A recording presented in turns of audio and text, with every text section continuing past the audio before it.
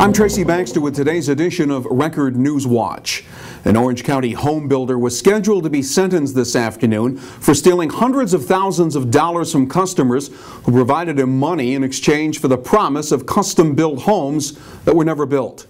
Christopher Marnell of Stony Point had pleaded guilty in August to 5 felony grand larceny counts for taking more than $350,000 from 5 couples for the construction of homes that were supposed to be built at Lake Ridge Estates, a subdivision in the town of Wawayanda. At the time of the guilty plea, Orange County Court Judge Robert Freehill said he capped the sentence at 3 to 9 years in prison, but would consider a lesser sentence. Marnell will have to repay the money as part of the sentence if the case is not adjourned and the sentencing does take place. Reporter Heather Yankin will have details here at Record Online and in tomorrow's Times-Herald Record. Hard choices will have to be made soon in the city of Newburgh, where members of the city council are sitting down this evening to review the painful financial options contained in a proposed $39 million budget. As it stands now, more than 60 city positions would have to be eliminated, and the tax levy would rise by more than 40%. Add to that a state controller's report that says the city is short another $1.2 million that could increase both the layoff number and the tax burden. And the grim fiscal landscape has given rise to the idea of dissolving city government. The Newburgh City Council has 1 week to decide what to do.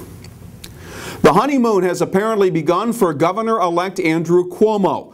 A Siena College poll out today showed that 64% of those surveyed had a favorable view of the new governor. 59% believe Cuomo can solve the state's budget problems, and 75% are confident the new governor will be able to create programs that will lead to more jobs. The poll also acknowledged all of that will ultimately depend on a good working relationship with the state legislature. Elsewhere, more than 200,000 laid-off workers in New York State face the loss of unemployment benefits beginning early next month if Congress fails to act on an extension. Those impacted are about 2 million Americans who began getting state unemployment checks after June 1st. The Obama administration wants to prolong federal benefits programs at a cost of about $60 billion. Opponents say that would only add to the federal deficit. State Labor Commissioner Colleen Gardner says failure by Congress to renew the program would be catastrophic for jobless New Yorkers. Route 209 has become the new tobacco road in the Pike County communities of Matamoros and Westfall, where 8 tobacco shops are thriving and 2 more are on the way. And it's all about taxes. People from New York State are crossing the Delaware River into Pennsylvania to get their smokes at a much lower price.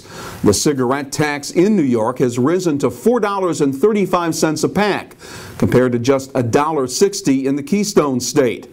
One tobacco shop manager says as long as Pennsylvania lawmakers don't raise their tax, it'll continue to be the golden age of profits for those Pike County businesses.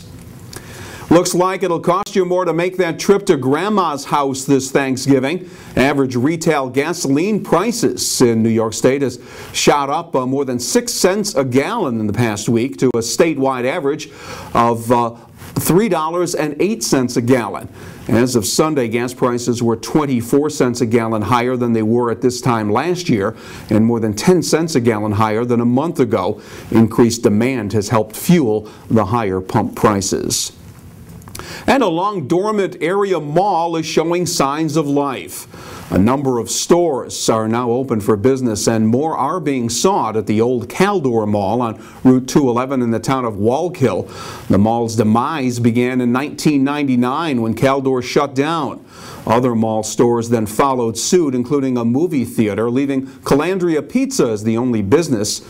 Also on the drawing board at the revived mall, a new theater complex.